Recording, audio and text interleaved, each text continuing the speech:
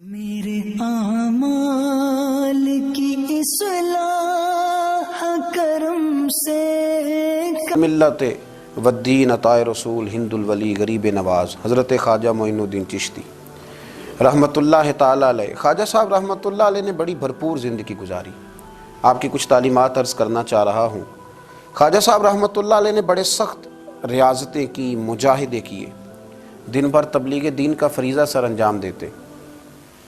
خواجہ صاحب رحمۃ اللہ تعالیٰ علیہ کے خلفاء فرماتے ہیں کہ خواجہ صاحب روزانہ اتنا لنگر پکواتے تھے، اتنا وسیع لنگر ہوتا تھا کہ جتنے مرضی لوگ شام تک آتے تھے لیکن وہ ختم نہیں ہوا کرتا تھا۔ لیکن اپنا حال یہ تھا کہ رات کی پکی ہوئی ایک روٹی لیتے تھے، اس کو پانی میں بھگو لیتے تھے، کچھ گھنٹے جب وہ بھگوئی رہتی تھی نرم ہو جاتی تھی، پھر اس کو تناول فرمایا کرتے تھے۔ اور فرماتے ہیں کہ جو کام کرتے ہم نے خواجہ صاحب کو سب سے کم دیکھا ہے وہ ہے کھانا کھاتے اور سوتے۔ یہ دو کام کرتے ہم نے انہیں بڑا کم دیکھا، اور زیادہ تر ان کا وقت عبادت میں، ریاضت میں، تلاوت میں گزرا کرتا تھا۔ 50 سال کا عرصہ انہوں نے اس طرح گزارا ہے کہ عشاء کے بعد تھوڑی دیر کے لیے چند گھنٹوں کے لیے گھر تشریف لے جاتے تھے، پھر واپس لوٹتے تھے اور فجر تک مسجد میں عبادت کیا کرتے تھے۔ کئی دفعہ حضرت خواجہ اجمیر علیہ رحمہ پر وہ وقت بھی گزرا ہے کہ ایک دن میں 2 قرآن پاک ختم فرمایا کرتے ہیں۔ ایک دن میں 2 قرآن پاک، ایک قرآن پاک صبح میں ختم ہوا، ایک قرآن پاک رات میں ختم کر دیا۔ خواجہ صاحب علیہ رحمہ اس درد کے ساتھ تلاوت فرماتے تھے کہ لوگ کہتے ہیں کہ وہ تو بیدار رہتے ہی تھے، تلاوت سننے والے بھی آنکھیں کھول لیا کرتے تھے۔ خواجہ صاحب رحمۃ اللہ تعالیٰ لیکن نوافل کی کثرت کا کوئی اندازہ ہی نہ تھا۔ خواجہ صاحب کے ریاضتیں، مجاہدے، عبادتیں، یہ ساری چیزیں اپنی جگہ مسلمہ تھیں۔ اس کے ساتھ ساتھ جب وہ اپنے خلفاء کی، اپنے مریدوں کی تربیت کرتے تھے تو رنگ نرالا ہوتا تھا۔ خواجہ قطب الدین بختیار کاکی رحمۃ اللہ علیہ فرماتے ہیں جب میرے شیخ، میرے مرشد، میرے ملجا، میرے آقا حضرت غریب نواز رحمۃ اللہ تعالیٰ علیہ مجھے دلی بھیجنے لگے تو میں نے عرض کی کہ حضور کچھ نصیحتیں فرما دیں۔ تو کہتے خواجہ صاحب نے مجھے 4 نصیحتیں فرمائیں، 4 باتوں کا درس ارشاد فرمایا۔ سب سے پہلے خواجہ صاحب نے فرمایا یاد رکھنا درویشی اس طرح کرنا کہ بادشاہی معلوم ہو، فقر اس طرح کا ہو کہ تم بادشاہ معلوم ہو۔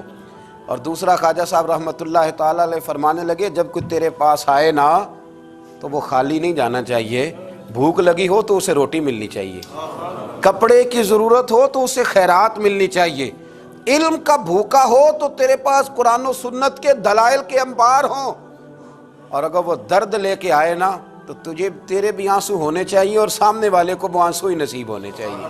ہر ایک کو ہر شے دے کے بھیجنا، کوئی کمزوری نہ رہ جائے۔ اور تیسرے نمبر پہ فرمایا خوشی میں تو ساری دنیا ہی ہنستی ہے، جب خوشخبری آتی ہے تو سب ہی ہنستے ہیں، پر قطب الدین میرے ساتھ وعدہ کر سب سے زیادہ تیرے چہرے پر اس وقت مسرت ہونی چاہیے جب رب تجھے آزمائش میں ڈالے، سب سے زیادہ تیرے چہرے پر اس وقت مسکراہٹ ہونی چاہیے جب اللہ کریم تجھے کوئی آزمائش دے۔ یاد رکھنا دکھوں میں ہنستے رہنا، اس کی طرف سے آنے والی آزمائشوں کو اس کا تحفہ سمجھنا۔ قطب الدین یہ تیرا رنگ جب بنے گا تو پھر میں سمجھوں گا میں نے تربیت کی۔ اور چوتھے نمبر پہ فرمایا یاد رکھنا دشمنیاں نہ پالنا، بلکہ دشمنی کے جواب میں بھی دوستی پالنا، اس لیے کہ جو دشمنیاں پالتے ہیں وہاں بغض پیدا ہوتا ہے، اور جو دوستیاں پالتے ہیں ان کے دلوں میں اللہ محبت کی خوشبوئیں پھیلا دیا کرتا ہے۔ یہ انداز تربیت حضرت خواجہ اجمیر علیہ رحمہ کا، یہ انداز، اور فرماتے ہیں ہر آنے والے کے ساتھ ان کا انوکھا رویہ۔ خواجہ حمید الدین ناگوری رحمۃ اللہ علیہ فرماتے ہیں کہ میرا یہ حال تھا کہ میں بڑا خوبصورت تھا خواجہ صاحب کے پاس آنے سے پہلے، بہت سارے لوگ مجھ سے محبت کرتے تھے، تو جب میرے اندر کچھ تھوڑے سی حسن تھا، کچھ خوبصورتی تھی تو میں اس سے آگاہ بھی تھا، میں سمجھتا تھا۔ کہتے ہیں جب حضرت خواجہ کی خدمت میں آیا میں نے کہا حضور مرید کر لیں، تو کہتے ہیں کیا انداز تربیت تھا۔ فرمانے لگے جہاں پہلے ہی اتنے لوگ بستے ہوں وہاں معین الدین کیسے بسیرا کرے گا، اتنے لوگوں کی موجودگی میں کیسے آؤں گا میاں، پہلے اتنے بسائے ہوئے ہیں سب کو نکال۔ تو حضرت خواجہ اجمیر علیہ رحمہ نے جب یہ کہا تو خواجہ حمید الدین ناگوری رحمۃ اللہ علیہ اٹھ کے قدموں میں بیٹھ گئے، کہنے لگے حضور سارا زمانہ میرے پیچھے بھاگتا ہے، پر اس طرف بھی تو غور فرمائے نا، میں اگر بھاگا ہوں تو معین الدین اجمیری کے پیچھے بھاگا ہوں، حضور مہربانی فرمائیں ख्वाजा अजमेर ने बैत फरमाया। जब उठ के बाहर निकले ना तो एक शख्स कहने लगा, हुजूर ये नौजवान है, मैं इसको जानता हूँ, इस तरह के नौजवान यूं ही होते हैं। फरमाया अच्छा तू जानता है ना, पर मोइनुद्दीन का बनने से पहले जानता था, अब ये मेरा बन गया। अगर जानना हुआ ना तो ज़रा जा, गली में कुछ लोगों से बात कर रहा है, देख ले क्या बात हो रही है। ख्वाजा हमीदुद्दीन बाहर निकले तो पुराने यार मिलने आ गए। उन्होंने कहा चलो। आप फरमाने लगे, मियाँ अब नहीं जाना, अब दो गलियां याद करनी हैं, एक जो शेख के घर जाती है और दूसरी जो वापस आती है। अब दोबारा भाई कहीं भी नहीं जाना। ने कहा जनाब वो फलां भी बुला रहा है। तो ख्वाजा हमीदुद्दीन साहब ने कोई बड़ा ही जुमला बोल दिया।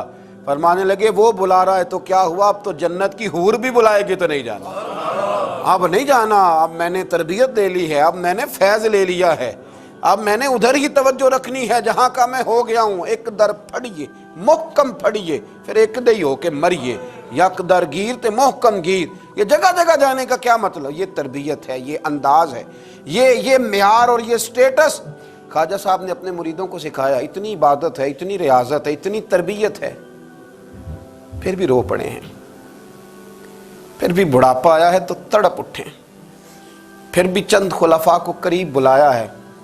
तो हज़रत मोइनुद्दीन कहने लगे मेरे लिए दुआ करो। तो कहा हुजूर 90 साल के करीब उम्र हो गई, ज़िंदगी भर आपको वज़ू में देखा, हुजूर ज़िंदगी भर सजदे में देखा, ज़िंदगी भर राहनाई में देखा, तबलीग में देखा, खिदमत में देखा, लोगों को खिलाते देखा, घर के अंदर से लेकर बाहर तक हमने आपको दूसरों का सोचते ही देखा। आपने तो अपने लिए सोचे कुछ नहीं, तो रोते क्यों है, दुआ क्यों कराते हैं? फरमाने लगे यार ज़िंदगी पूरी अमल किए हैं, लेकिन मेरे लिए दुआ करना, कहीं ऐसा ना हो कि आमाल की गठड़ी लेकर जब रब की बारगाह में जाऊं तो मालिक कहे कि अमल तो बड़े हैं पर मेरे लायक कोई भी नहीं, बड़े अमल हैं पर मेरे लायक कोई है तो बता।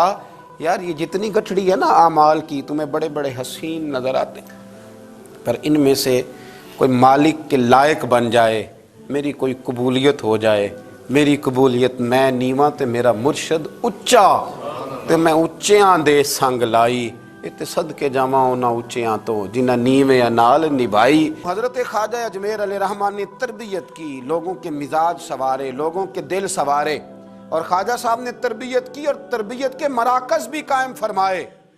अजमेर के फैज़ान से फिर दिल्ली में ख्वाजा कुतुबुद्दीन का मरकज़ कायम हुआ, फिर उसी फैज़ान से पाकपतन में बाबा फरीदुद्दीन गंज शकर का मरकज़ कायम हुआ, फिर उसी फैज़ान से ख्वाजा नसीरुद्दीन चिराग देलवी का मरकज़ कायम हुआ, फिर उसी फैज़ान से मुहार शरीफ का मरकज़ कायम हुआ, फिर उसी फैज़ान से पीर पठान ख्वाजा सुलेमान तौनसवी का मरकज़ कायम हुआ, फिर उसी तरबियत की रोशनी में हज़रत शम्सुल आरिफीन सियालवी तैयार हुए, फिर उसी तरबियत की रोशनी में पीर मेहर अली शाह जैसे लोग तैयार हुए, फिर उसी तरतीब से उसी रोशनी ने बड़े बड़े मशाइख को तरतीब दिया, इसलिए कि वो मुरतब करने वाले थे, वो तरतीब देने वाले थे, वो काम करने वाले थे। बंगले, कोठियाँ, जायदादें, मकान और गाड़ियों के साथ लोगों के सामने नमूदार नहीं हुए, वो हुए तो अपने तरबियत याफ्ता खुलफा के साथ नमूदार हुए। उन्होंने तरबियत की, मराकज़ बनाए।